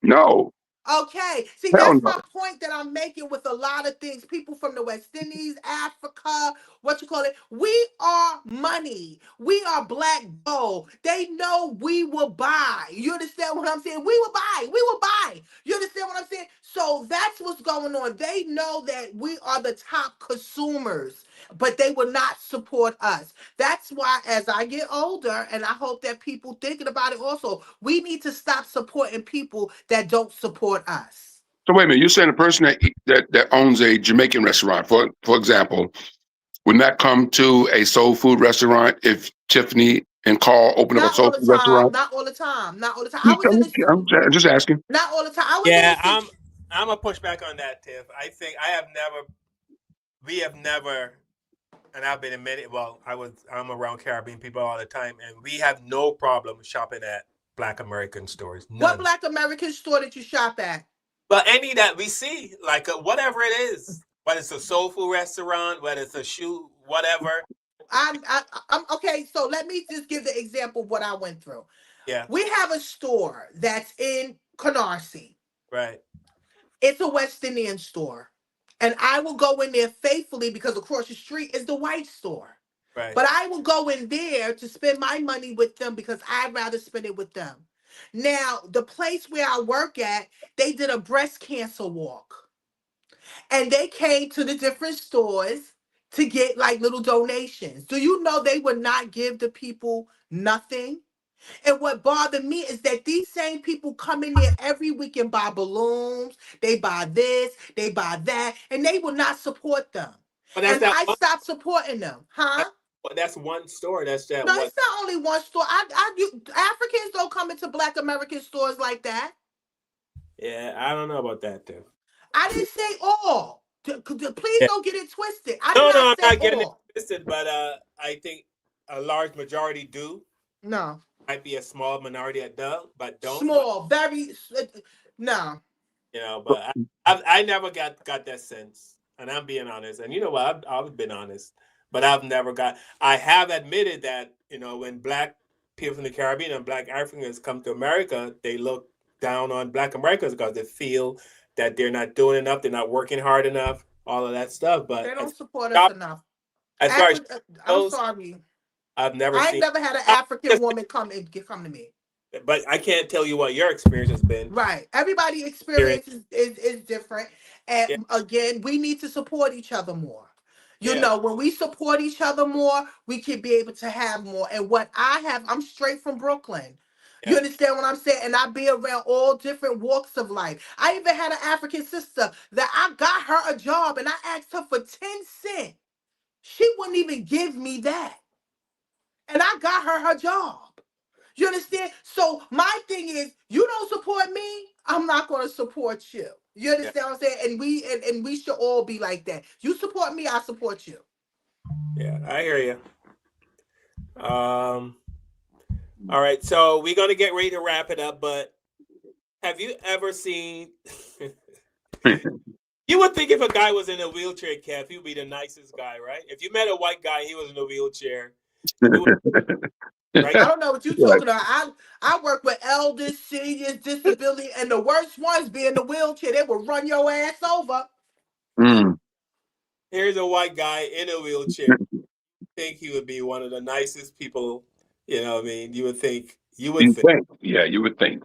Please. stupid Spanish around here Speaking when everybody Spanish. else is English speaking American. But I'm speaking to my mother in Spanish because that's her language. I don't give a Shut up. And out of nowhere, you just come out and say Shut something up. like that? Shut up. Wow, unbelievable. Mike, that is sad. You. So my family that's also all military, fought like you did. I don't give a lost limbs. Learn how to speak English. Unbelievable. Live in America. I'm just as American as you are. And I don't.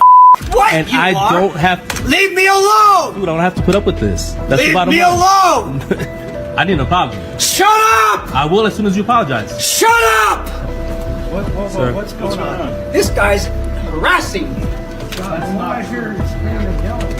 Because he won't leave me alone. I'm telling him, leave me alone. He won't leave me alone. I don't mean any trouble. Shut up! Apologize. You. Apologize. Stop. You apologize to me. You apologize to me, you f***ing freak. You insulted my mother. You're gonna apologize. Oh my God. You see how quickly he turned that around and claimed to be a victim? He still is a white Karen sitting in a wheelchair with his whatchamacallit.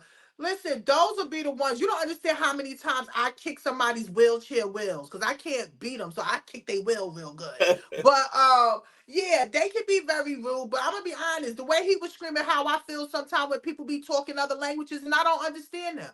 You cannot be in my country and I can't understand you or talk to you. I don't like that. Don't be around me or you dealing with my mother, you talking in other languages and I can't communicate. And I'll be like, listen, talk English, please. Because if I was in your country, I would have to learn your language or I have to know your language. Now, his behavior is ridiculous. He's ridiculous. He should have rolled his ass and mind his goddamn business.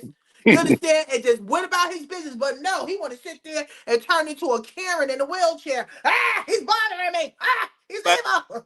Tiffany, let me tell you something about when he's talking to his mom in Spanish because that's his mom. But I'm sure if he was speaking to American, he would probably speak English. No, I believe it. Because when I'm around people from Barbados, and Donna, if still watching, can tell you this, when we around other Bajans, you probably will not even recognize me when I'm talking to someone from Barbados.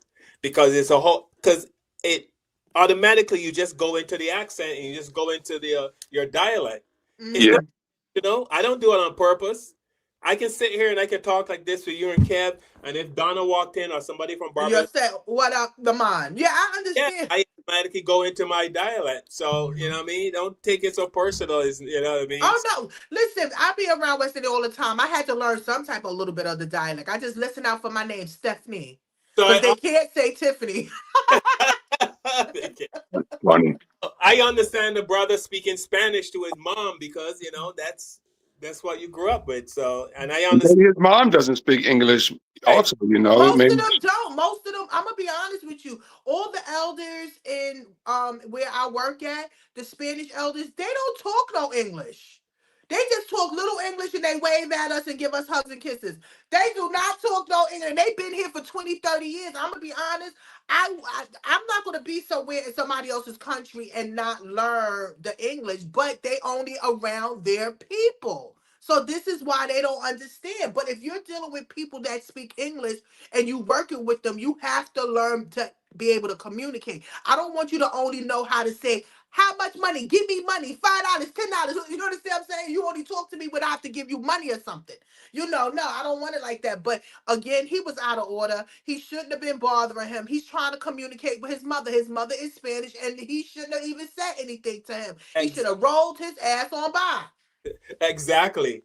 You know, someone said dude was in his business. Yeah, he was in the guy's business. The guy's talking to his mom and he rolls up and starts yelling at the guy for speaking Spanish. He wasn't talking to you. It wasn't like you were trying to communicate. You're trying to talk to him and he was speaking to you in Spanish and you couldn't understand. He was not talking to you. He was talking to his mom in Spanish. Mind your business. Mind your business. He should have been like, look at his bow tie and wheels. You know? He would have been mad as hell. But yeah, you know, leave people alone. You know, he should have minded his business. But that's just a Karen on wheels. Well, apparently they can't leave us alone, which I believe this in my heart of hearts. I believe racism comes from jealousy. I really believe that. I really believe the reason they can't leave us alone because they're jealous. You know what I Oh mean? yeah, that too. We are good athletes. We're good business people. We are good innovators. We survived. We do everything. You know what I mean? When we do it top notch. You know? And we'll do it well. Yeah. You know? And they just can't leave us alone. Uh, here's a Karen in the parking lot bothering this black lady. The lady's just sitting in her car parked. Yeah. I'm calling the police. Yeah. Somebody help me. Help her. Somebody help me. Help her. Yeah, because Somebody I help already me. told you, don't knock on my Somebody help window. me. You're a fucking Karen. Get the fuck away from my car. Get the fuck away from my car. Get the fuck away from me, man, before I slap the shit out of you. I'm not playing. I'm calling the police. Call them. Call them. I am. Hi. I got you on camera. Yeah, you sure do. I sure do. Please get this lady. James! James! Come on, James! Yeah, Come on, James! He's got a tumor. It's Come like the size of a on, football. okay. Bitch, get the fuck away from me. Stop fucking Leave me with me. alone. Why are you over here at my car and don't? Bitch, get away from me. I'm not playing. I'm not fucking with you. I'm calling the police. Calm down! Bitch, cause you steady fucking with me. I don't fucking know you. Shit. So that black lady was sitting in her car, and apparently the white lady wanted a spot, so she was probably waiting. It seemed like she was waiting, from what I read, for the black lady to move. But the black lady was sitting in her car, probably on the phone. Who cares? She's in her car, and she walked up and started tapping on the window for, probably trying to get her to move. And then this happened. Yeah. I'm sorry, they be picking the right one. I'm glad they don't pick, because I'd be like, you better get out. It's so bad. I was at my fashion show, and my this white guy, I think he's from France or French, whatever, and the director must have told him to make sure nobody comes past this area. I'm the beauty director. I can come anywhere I want. So I go through, and he was like, Miss, you got to back. I said, first of all, back up off me. I don't have white people up on me on my face. And he looking at me, but I don't care what rules you following. Back up off me. So here go the director. Why did you do that to him for? I said, because you know I don't like white people in my face and telling me to back up and stuff. I don't know him. I don't play those things. I don't understand. Don't come close to me. Don't tell me what to do. You're not paying my bills, so don't come near me. I don't like that. Don't come. No. So I understand how she feels. You sitting in your car, minding your business, probably looking through your phone. Then you got some white Karen knocking on the window like, I want this spot. Get out of here. You better get out of here. Yeah. But I love how then they play victim. They always start shit and then they play victim. They start crying. They pull out the tears. Because remember, they feel like we are violent. And only thing we have to do is raise our voice. And they be like, they be about to pass out. But only thing we're doing is telling you to back up off of us, or you get punched. We do not want nobody in our personal space. Yeah. But yeah, I'm telling you, we command attention no matter where we go. You walk into a restaurant, everyone turn right. No matter where we go, we command attention. We do. We just, you're just interesting people. No matter what we do, how we do what we do. You know how many times, Kev, do you get this? You drive and you pull up the red light, and you look over and there's some white person looking at you, and then as soon as you lock eyes, they kind of. Yeah. Well, I get that. You get that even in stores, it could be anywhere. You get that lock eye thing, Yeah. You're always being watched, man. I pay no attention to them, because you know what? Mostly when white people see me, they looking at my hair. And I gotta be careful and be like, don't you touch me. You understand what I'm saying? All right, we're gonna wrap up tonight's show. I want to thank you guys so much. Please like and share, like and share, and subscribe to our channel and hit the notification bell. Yes. Enjoy tonight's show. It was fun for us. We hope it was fun for you. We also hope you learned a lot of stuff. Because all we want to do every Sunday is bring you some facts and hopefully change some people's minds. And hopefully make the world, as Michael Jackson said, a better place, one person at a time. Seems like we already got Scooby and we already got Gina. So Gina and Scooby, when you guys are among the white folks at the Thanksgiving's coming up. So when you guys are sitting at the table and you got racist Uncle Freddie talking his racist shit, just Get say on, get on him. Uncle Freddie. What be Uncle Freddie? yeah. And step in and say something to Uncle Freddie. Hey, I mean, that's not cool or whatever, Because I have a white friend. She said her family's very racist, and whenever she goes to visit them, they say a lot of racist stuff, and she said she just leaves the room. I'm like, you don't stay and say nothing. You don't defend. No, she just leaves the room. I said, well, maybe you should stay, but I guess there's too many of them and only one of her, so that's her way of handling. I wanted to shed light on something. I don't know if y'all heard that the Somalian men are crying because they can't sleep with children anymore. Did y'all hear about that? What? No. What? No. Yes. How did that happen? And why didn't we bring this up earlier? No.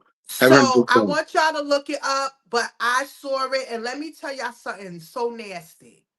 That Hmm. is considered molestation and rape. And if you really think it is okay to have child brides, y'all are disgusting. Where's this Also, at we need to again? talk Somalia? about the Somalia? Somalian men. I'm going to send y'all a link to it. They are crying. You can probably look it up right now. Come up and pop up. They are crying because they cannot sleep with have child brides now. They cannot have children as child brides in Africa, and that's too much. First of all, y'all also need to deal with the sleeping of cousins. They sleep with cousins. Okay, they sleep with cousins, and they need to talk about female mutilation. Y'all need the times has changed. It's over with. This man bullshit is over with. Okay, I'm telling you, we need to talk about that next week about these Somalian men mad because they cannot sleep with children anymore or have as brides. Did you We'll, see it? we'll jump on next week. Definitely jump on the next week. Yeah. We got to protect our children and our girls. Wow. Oh, you know what I saw this week too? They got this new show on called Family Secrets. Have y'all heard of it? No. Okay. Do you remember the man from not Coming to America, the one that he was stuttering, Harlem Nights? Oh yeah. The His actor. name was Shaw. He was the Yeah. stutterer boxer. Did you know that he was married to a 19-year-old when he was damn near 45 years old? No, I didn't know that. Wow. He had 5 children with her. Her name is Dr. Zoe Shaw. She has I think 4 children with him. And she talked about her secret. Y'all need to look it up. And I did not know that. And just because she shared her story about her having a baby before him, because she came from high society and they wanted to not tell anybody that she was pregnant, and she wound up marrying him when she was 19 years old. And now I think she's 50 now and he's 73. And he divorced her because she told her truth about her daughter that she had before. So that's something to look out for. I didn't even know that. Did you know that, y'all? No. No. Yeah, check it out. It's called Family Secrets. But look at Woody Allen. I mean, he married his. Oh, he's disgusting. That's his stepdaughter. You remember that Asian girl? Yeah. Woody He Allen. used to hold her in his lap. Yes. Yes. And then he gets mad because nobody want to mess with him or watch movies or do his movie. You slept with your stepdaughter. You raised her and you slept with her. No, you're disgusting. I wouldn't watch Woody Allen anyway. And during this era, he couldn't even be out here in this era anyway. Now, the era of the 80s in the late 70s, they wasn't looking at that. They was overlooking that behavior. Why you think Epstein and them was able to do that all that stuff for all of those years? This is a new different time and era. This is a Me Too movement. Remember the Me Too? They not doing that. They can't do that now. But I disgusting. Is he still alive? Let's see how old he is. He's still Soon Yi was her name. I don't know Yes, how. Soon Ying. Yes, Yes, Soon Yi. Ying. Yes, and you know, I but think they still together. they're still together. Yes.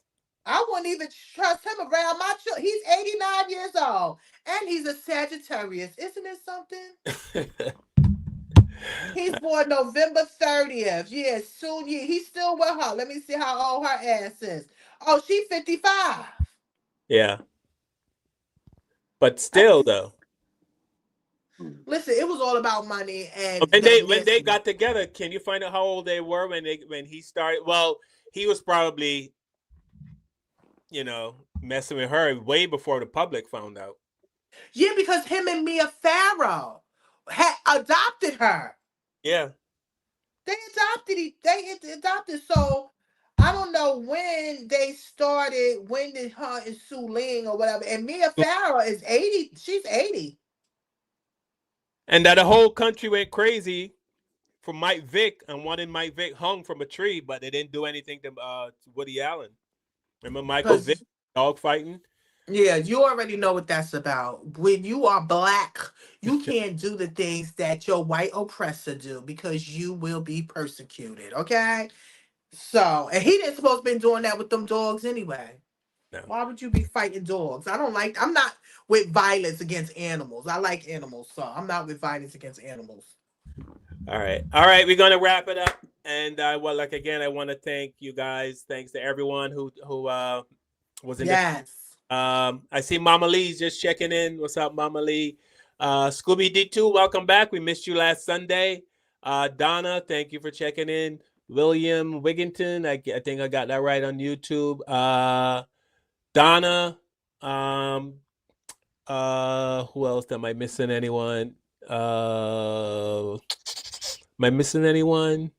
I'm Yeah, sure. Rob, been Uh, in there, Benji girl. You said Wayne. Okay. highly favored Gina, Nicole Coates, and thanks to all of you for watching our show and supporting our show, and we truly appreciate it. Please Yo, tell yes, we do. your family, tell everyone about our show. The more the merrier, as they say. Before we go, Tiffany, did you learn anything tonight? Anything you want to share with our audience before we go, Betty Bye? I learned that I love being black. I know that much shit. I wouldn't trade it for nothing in the world. Um, um, religion and racism. It held us. It was a good thing, and then it was a bad thing. Because they was able to control us. And we need faith. We need God. I tell everybody, I'm glad my mother had God in her life. I'm glad that she raised us with church in our life. And she also raised us to love all people. So I respect that and I love that. And I think that's what we lost today for our young people. They don't have no faith in God and they're not scared of their parents. So they would do anything. So the racism is not going to go anywhere. Why it's not going to go nowhere? Because it's in the DNA of America. And the only way it's going to start is going to start in the home. And it starts with white women. They raise these children, they raise these white children, and they have to stand up and say, no, we're going to stand against racism. Okay? That's the only way I think we're going to solve this racism. And the Kiki Palmer fried chicken, southern fried, what's that fried pork chop? I don't know what it is. Okay? Um, she should have picked the Blasian, instead of a pure Asian. That would have been better for me. She should deal with mixed race children that are struggling today, trying to figure out where they should be at. So that's what you should have did. So that's a message to you, okay, Miss Kiki.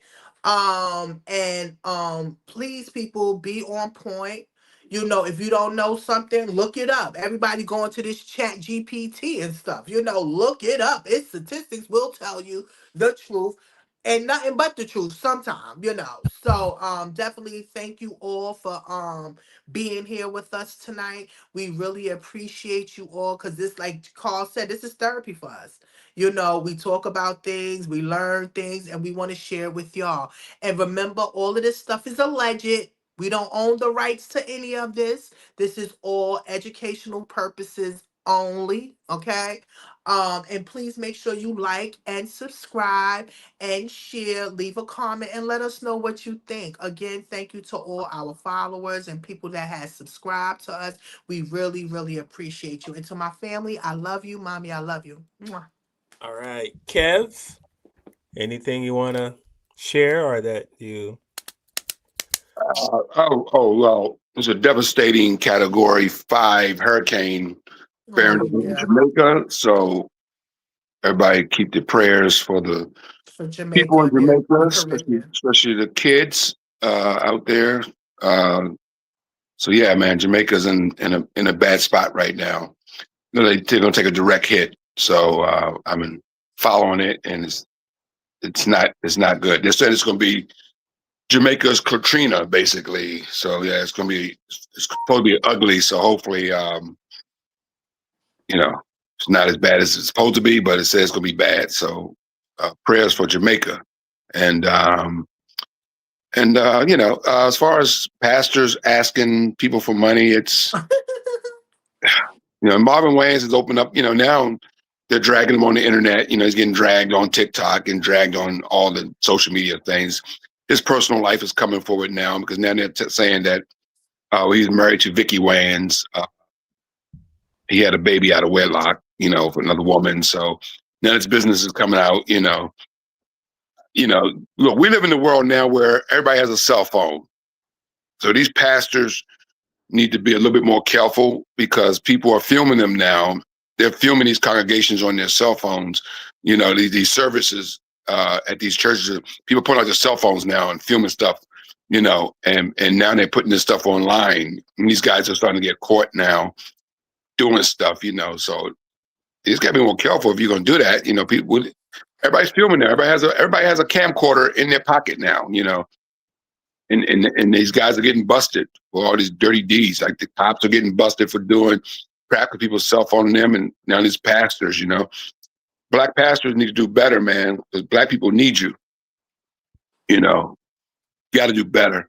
The black church has always been a stable for our community, a place to go to feel safe.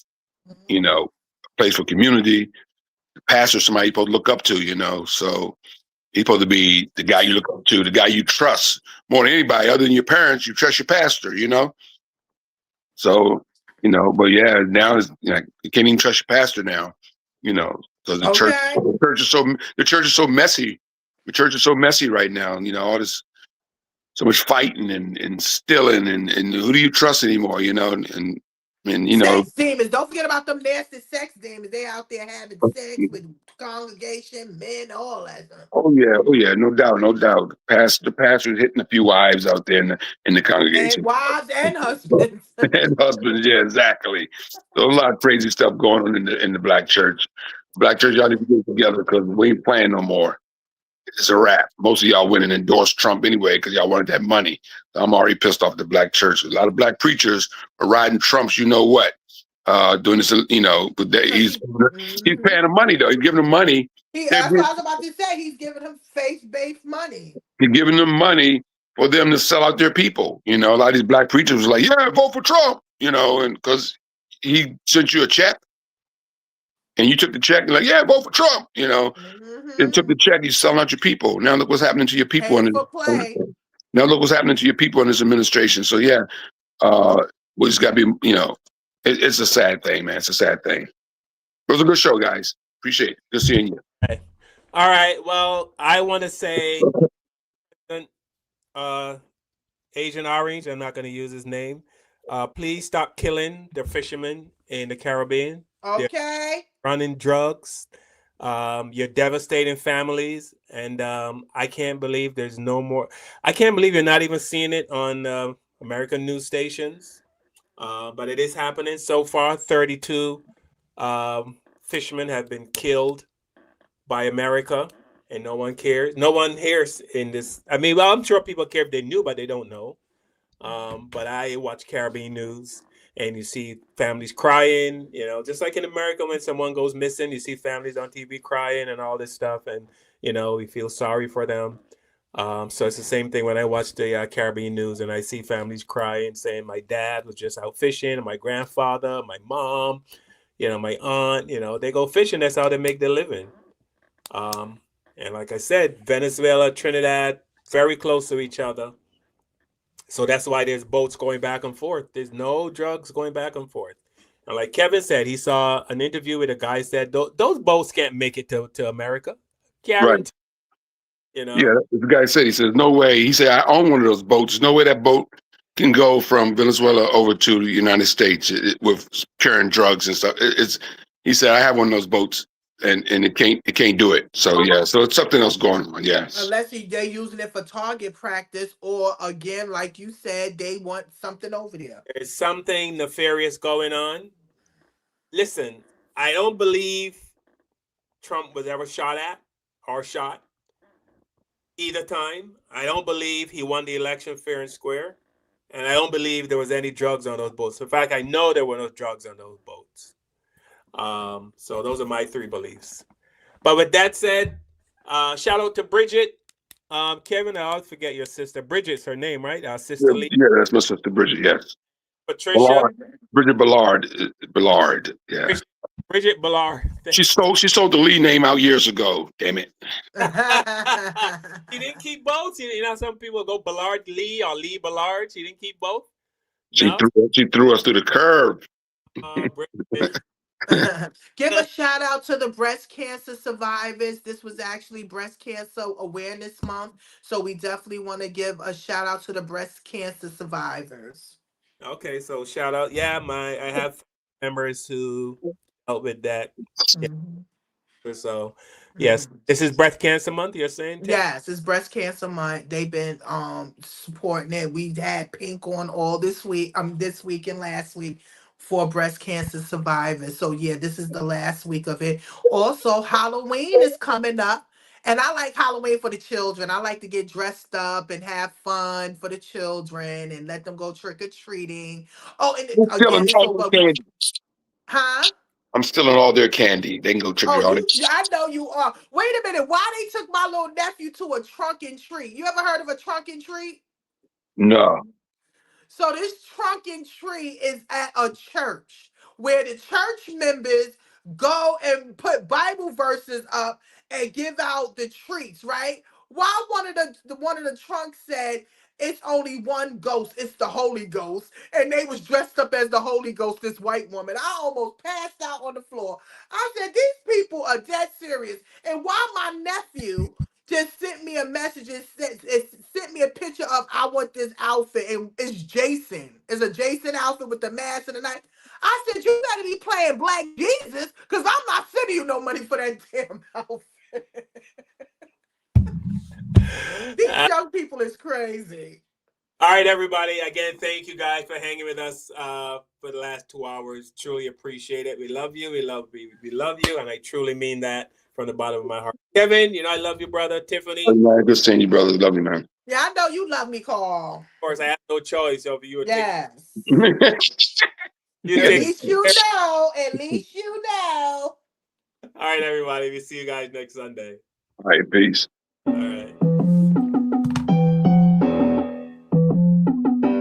With the knowledge you gain, break away from the chains. We helping you grow the Black Therapy Show.